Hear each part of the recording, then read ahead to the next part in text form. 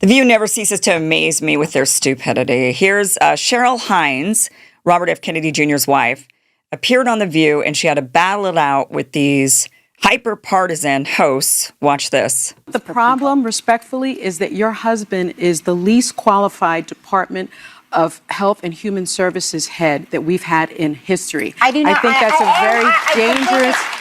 Why is he less qualified than an economist? I think How is that he possible? is less qualified. He has spent his career studying toxins, studying people's health, fighting for one guy who was using Roundup for his job. He has also spread a lot of misinformation, a lot of chaos, a lot of confusion, and I think it's just a very dangerous thing. Do you see how the audience claps? I mean, they just fill it with these people with still brain rot. I say it with the utmost respect. Some of it's good and some of it's not. That's the point. Listen, we all have different views here. Yes. And when you say, misinformation, disinformation, we could go back to COVID when... He's connecting circumcision to autism. May I finish? Please. When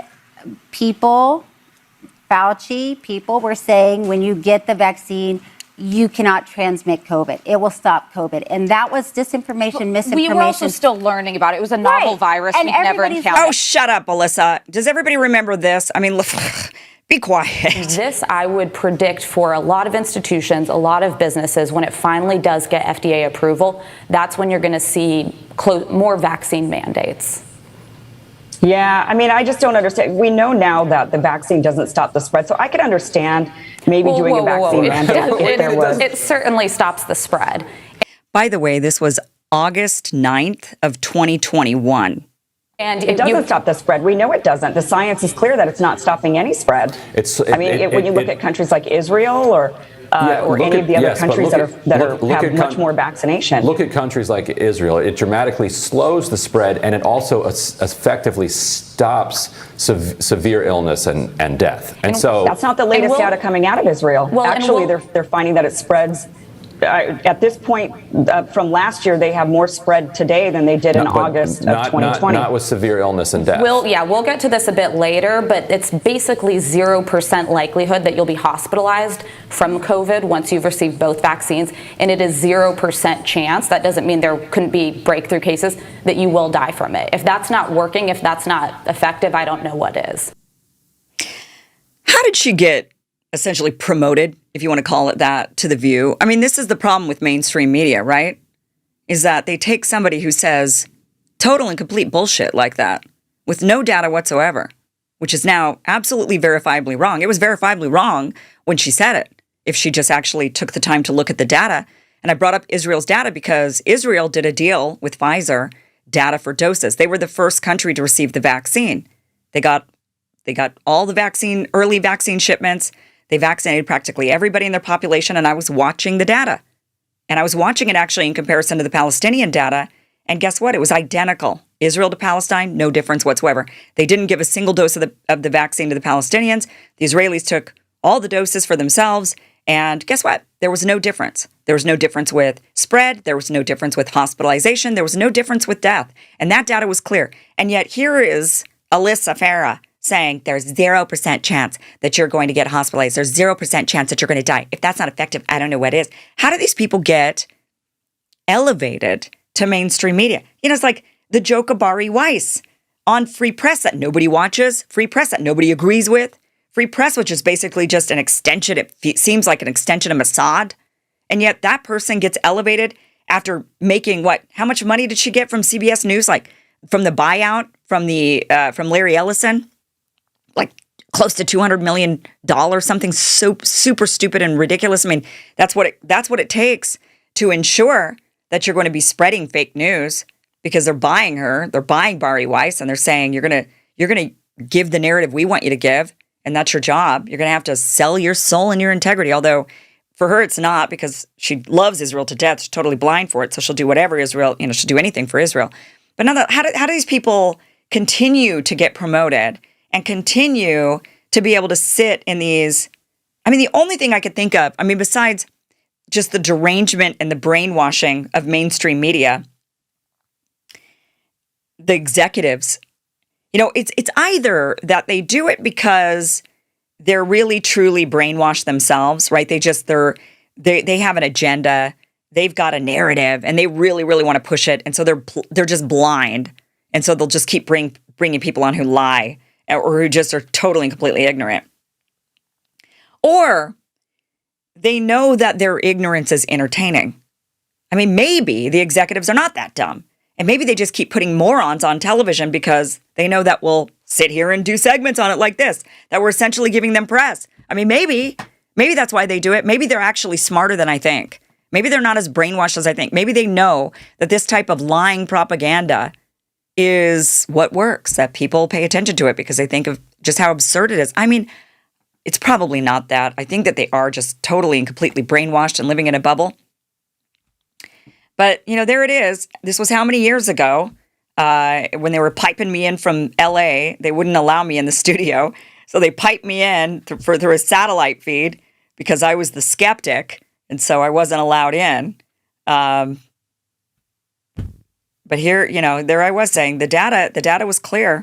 Coming out of Israel, it's not stopping any spread. The Israelis were like, yeah, we got to go to booster dose 3 when we were just barely rolling it out the first time, which was really ridiculous. That's the thing that really upset me about that whole thing was Israel was literally on their 3rd dose, knowing the first 2 didn't work. The first 2 did not stop the spread.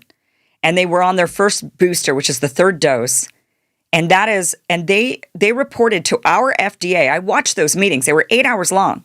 And I'd sit there and I'd watch. And the Israeli team, their medical team would show up. And the Israeli medical team would say, it didn't stop the spread. We still have people hospitalized. We're going to have to try dose 3. Maybe that'll work.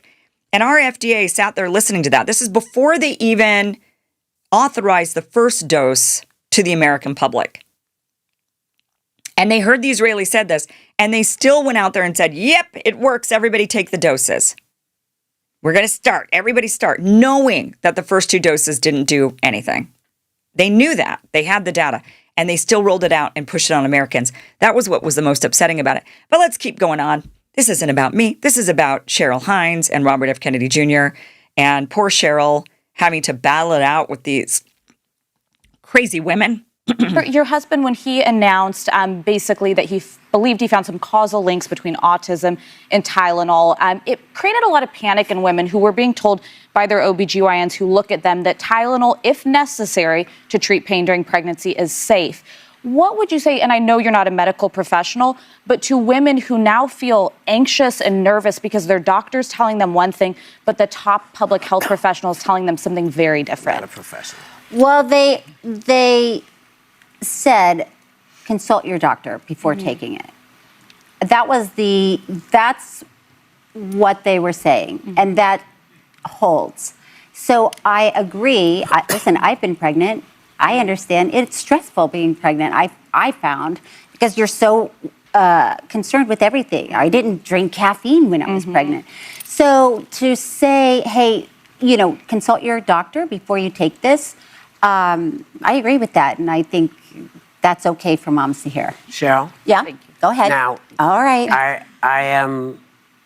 This is not your fight, really, to be fighting. Yeah. This is your husband's fight. Thank you for acknowledging that. But go ahead. But hear what we're talking about. I do want to say, he's not a doctor and he's not a professional. Yes. And oftentimes when he's talking,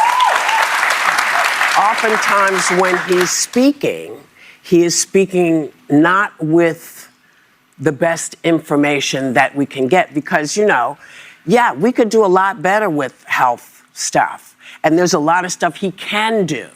And some of the things he's suggested, take it out of the hands of my doctor and me and my OBGYN and me. And I wonder, does it give you pause and are you able to say, that might not actually be so, because I've got my experience and I've lived with this and I'm still here. So are you able to have those conversations with her? I am able to have those conversations. And just to be clear, 90% of secretaries of HHS have not been doctors. But they've had a science background. There have been 3. Yeah. No, they haven't. To be honest, one gosh. of Obama's secretaries of HHS was an economist. But So the majority of them that haven't had medical backgrounds have had a science background. Wait, don't which do our husband anything doesn't else. have either. Don't say anything else yet. Because I do we wanna- have to take a break.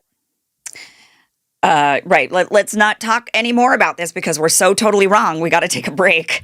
Why didn't they just bring up Xavier Becerra? He was the last Health and Human Services Secretary. He was an attorney. In fact, looking at the last, let's go back 20 years, only one confirmed Health and Human Secretary had a medical degree. That was Tom Price. He was a medical doctor and an orthopedic surgeon. Otherwise, you had Michael Levitt, Kathleen Celebus, Sylvia Matthews Burrell, Alex Azar. You had Tom Price, Alex Azar, Xavier Becerra, and then Robert F. Kennedy Jr. Only one of them.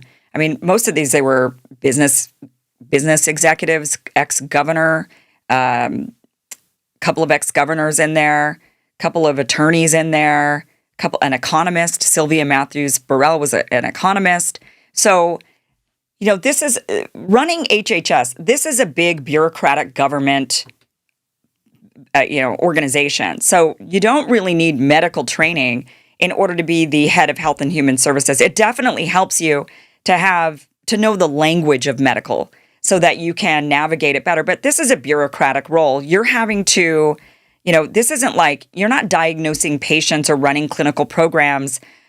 You're setting national health policy, which requires negotiations and budgeting and strategic leadership. That is what you're doing. You're not trying to you have access to some of the best public health experts and access to, the ability to do research and whatnot.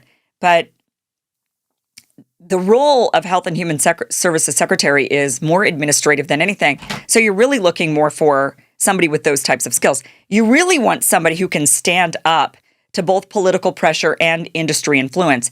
And that is what Robert F. Kennedy Jr. absolutely does. So he's standing up to the politicians. He's standing up to the lobby influences, the industry influences, and saying, this is what we've got to do that's going to be best for the health of American people. But, the ladies of The View, we can't expect much from them, can we? We just can't. They are who they are. It is what it is. What else? What all are we going to do? They just hate Robert F. Kennedy Jr. They cannot see outside of that. They just think he's the devil incarnate who's after our health, and they would rather have a doctor in there. Robert F. Kennedy Jr. has been reading case laws. He's been fighting as an attorney against pharmaceutical companies, against environmental polluters. He's been really digging into the science and understanding the science and having to understand the language. I personally think he's the perfect pick for Health and Human Services Secretary. I think he's the best Health and Human Services Secretary we've ever had. And I don't agree with his stances on a lot of things, on a couple of things, Israel, but certainly do think that he's a fantastic Health and Human Services Secretary. But that is still, unfortunately, The View showcases still the brain rot we're dealing with, still just the mind virus that is still totally and completely infecting not only mainstream media, but all of the people, unfortunately, who watch it. And that is the worst part about this.